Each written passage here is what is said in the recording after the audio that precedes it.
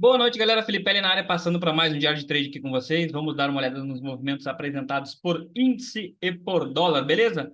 Vamos começar pelo índice da massa aqui, né, galera? Bom, abertura do dia de hoje aí, né, em região de suporte, galera. Cadê minha ferramenta de desenho? Tá aqui. Vamos aos contextos. Teve até uma abertura aí hoje, que até comentei com o pessoal, até nesse... Hoje a gente transmitiu a nossa primeira hora de sala aí, né, para o pessoal do YouTube. Eu até comentei que a gente poderia ter o que aqui? Um candle de padrão comprador em região de contexto. O que é essa região de contexto? A gente vai ter a região de 61,8, né, macro dinâmica que a gente tem aí, que eu estou trabalhando com ela. A retração de 50% da semana anterior, tá? E mínima do dia anterior. Então, ou seja, é uma região de contexto, é um padrão de candle comprador e é uma tortura permanecer nessa operação aqui até ela pagar alguma coisa. Por quê?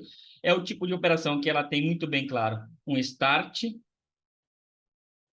para compra, né? E aí percebo que ela vai ficar praticamente a primeira hora todinha aí, né? Nessa região teria acionado, né? Que compra, Felipe? Trap, né? Eu pelo menos aprendi aí com o mestre Stormer, né? Eu só pratico trap, né? Ou praticava, faz tanto tempo que eu não pratico mais esse operacional aí, né? Que nem sei se eu posso falar que eu ainda pratico ele, né? Eu praticava ou pratico somente em máxima e mínima do dia anterior e ajuste do dólar, tá? Então aqui a gente tem uma mínima do dia anterior, né? A gente tem essas retrações de FIBO em confluência, né, em um padrão de candle comprador. Então, não estaria errado realizar essa compra aqui nessa região, só que você ficaria uma hora nessa operação aqui, tá? E para venda a gente tinha que esperar qualquer padrão, né, vendedor abaixo da mínima do dia anterior, né? E montando estrutura, não é simplesmente um candle, não, é a estrutura. O que não aconteceu em nenhum momento do dia, essa estrutura de baixa, tá? Felipe, então se tu identificou que aqui era um padrão de suporte, por que que tu não comprou? Porque eu, né, eu não me senti confortável para realizar essa compra aqui. Essa compra seria técnica, tá? Seria bem técnica. Arriscadíssima, porém técnica. Agora, o que eu acho errado depois é a gente começa a rodar pelas redes sociais da vida, a gente começa a ver nego comprando por aqui, comprando por aqui. Eu não me preocupo com quem está comprando, né? Com quem está tocando uma sala, comprando por essa região, falando que identificou uma região de suporte, parará, piriri, blá, blá, blá, blá, blá, blá, blá. Eu me preocupo com quem segue essa galera. Será que esse pessoal sabe o que está fazendo? Será que esse pessoal está transmitindo o conhecimento de uma maneira, né, correta e não fique simplesmente passando viés para a galera? Não, é porque eu acho que vai subir, porque eu acho que vai cair, porque eu isso, eu aquilo. Cara, é de uma responsabilidade tremenda, né? Enfim, aonde que eu, Filipelli, identifiquei uma possibilidade de compra? A gente vê esse preço aqui realmente mostrando para a gente uma região de suporte. O preço, ele faz uma expansão, começa a trabalhar acima da sua média móvel de 20 e monta um padrãozinho de pivô. Aqui houve uma pancada do mercado aí, justamente aí, próximo da abertura do mercado americano, uma pancada, não pegou minha parcial, protegi com 100 pontos, como eu sempre faço aqui no índice até então, e ele voltou, me tirou no 0 a 0, depois teria pago uma parcial aí de 200 pontos, que é que eu faço, né? E aí voltou a trabalhar abaixo da sua média móvel de 20, e aqui, né, eu até comentei com a galera, que a gente começa a ter uma coisa meio chata, que é o quê? Trabalha abaixo da 20, trabalha acima, trabalha abaixo, trabalhando acima. Na minha humilde opinião, isso daqui a gente já tinha um padrão de caixote aqui, tá? Principalmente porque a gente tinha uma média móvel de 200 aqui nessa região, né? Então, essa média móvel de 200 podia dar uma parada nesse preço aqui. Podia, só que não deu. Aí o preço realmente, ele deu uma acelerada, rompeu a sua média móvel de 200, né? Fez um pullback nela, e aqui eu até letei esse movimento na sala, mandei no grupo do WhatsApp. Não sei se alguém pegou, né? Eu até vou tirar o print depois e postar no Instagram lá. A gente teve esta região aqui, né, de uma possível região de suporte. Por quê? Era um topinho anterior, a média móvel de 200 conseguiu, né, o preço conseguiu romper a sua média móvel de 200, a média móvel de 9 também cruzou. E aqui até a gente poderia pegar esse candle aqui para Cristo, tá? Que foi o candle que mais se aproximou dessa região e realizar uma compra. Pelo risco aqui, talvez pelo risco, mas é um risco, pelo menos a gente vai enxergar a técnica aqui, né? Que é uma região de suporte, cruzou o pullback na média móvel de 200, né, com uma expectativa positiva do preço. O preço foi lá, pagou a região do topo tranquilamente, teria dado aproximadamente os 400 pontos. Após isso, o preço vem e faz aí sim uma regressão à sua média móvel de 9, aqui nessa região. Eu executei a minha compra, tá? O risco baixíssimo nessa operação, tinha start, tinha stop. O preço andou 100 pontos, eu protegi a operação e aqui a operação ela foi subindo devagarinho, devagarinho, devagarinho, devagarinho, até me pagar os meus 400 pontos aqui. E aí depois eu zerei a operação quando ela perdeu essa média móvel de 9, tá? Então, ou seja, 400 pontos aqui, mas muito chorado, tá, galera? Mas 400 pontos, né, dentro do operacional, dentro da técnica, né, e totalmente, eu acho que, né, explicável, digamos assim, né, que o problema não é tu pegar um belo trade, o problema é tu explicar ele, né, pra galera que te segue, né. Às vezes eu vejo uns caras aí pegando umas facas caindo que acho que nem quem acompanha a sala da pessoa consegue entender. Mas, enfim, após isso, o preço ele veio, até perdeu essa região de média móvel de 20. Eu, o que comentei né, com a galera da sala? Galera, se ele for acionar o setup golfinho, a gente tem que pelo menos esperar um pullback aqui nessa região, tá? O preço vir, perdeu esse fundinho, perdeu a média móvel de 20, um pullbackzinho para a gente conseguir pegar, para conseguir realizar no mínimo uma parcial até a média móvel de 20 do gráfico de 15 minutos.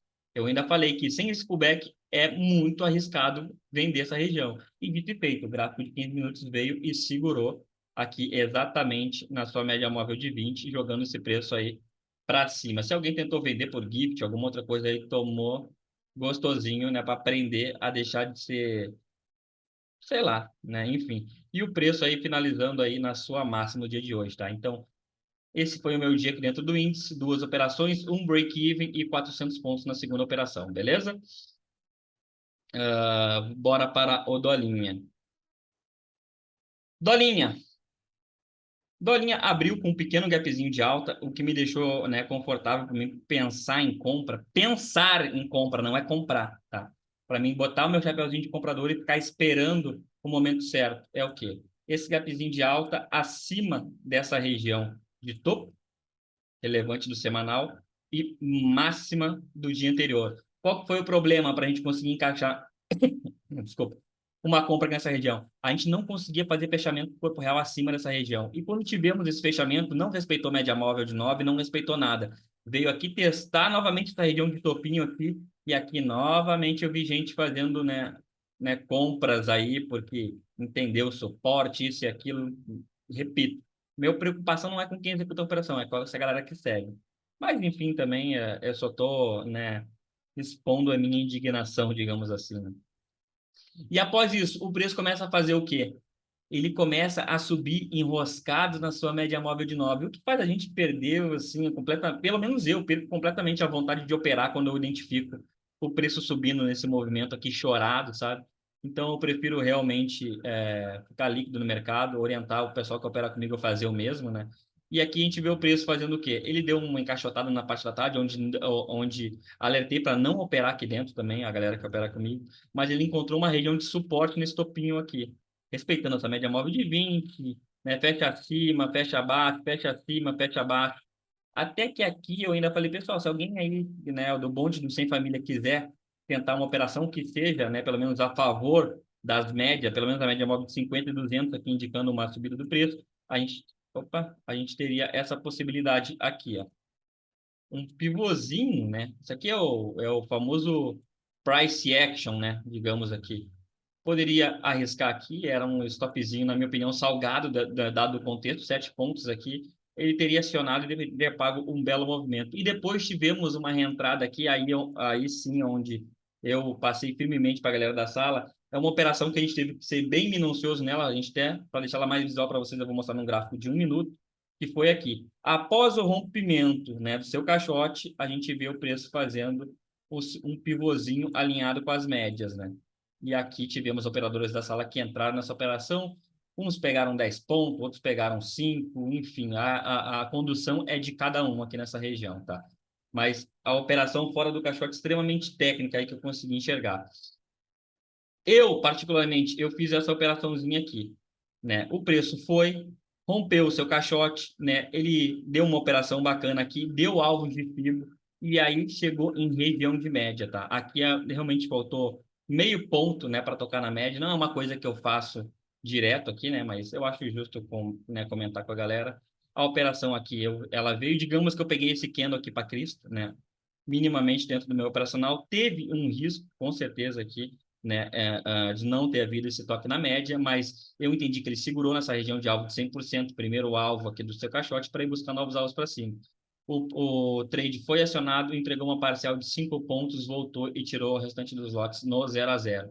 Mas como a gente pode acompanhar depois, também entregou um movimento chorado aí, que teria dado aí seus 15, 16 pontos aí, mas ia ter que ter até o fechamento do pregão aí, também não convém, né? Então, este foi o meu dia aqui dentro do Dorinha, né? Um trade que eu executei, outro trade que eu passei para a galera da sala, né? E eu peguei 5 pontinhos. Sim, 5 pontinhos, apenas 5 pontinhos, né? É assim, galera, que funciona. Não existe mágica, não existe o feitiço, o indicador, não sei o quê, não existe nada. Existe trabalho duro e aí a gente vai para aquele pequeno milagre todo santo dia, né? A muralha da China não foi construída do dia para a noite. Né? Durante anos e anos foram colocando tijolinho por tijolinho lá e hoje em dia né, é uma das poucas obras feitas pelo ser humano que pode ser vista do espaço, tá? Então, né, vamos com calma, é um dia após o outro, né? Pode parecer pouco para alguns, porra, mas só 5 pontos, olha o que subiu. Pois é, mas a gente vai lá para o final do mês, depois pensando, né? Day trade, né? Como a gente vê por aí, ele é longo prazo, sim, né? E tem que ser levado muito a sério. Então, não fique pensando no dia, não fique, né? Pensar na semana, na minha opinião, já é pensar pequeno, né? Mas se for pensar, pense na semana, pense no mês, pense no ano, se programe para essa profissão que exige tanta resiliência, né, de quem vem tentar se aventurar aqui nela. Beleza? Se você gostou, né, deixe seu like, compartilhe, encaminhe para o seu amigo operador de mercado aí, né, porque eu sempre esqueço de comentar, né, e inclusive devo fazer isso aí mais no começo do vídeo do que no final. Beleza? Um forte abraço a todos e amanhã estamos de volta. Valeu!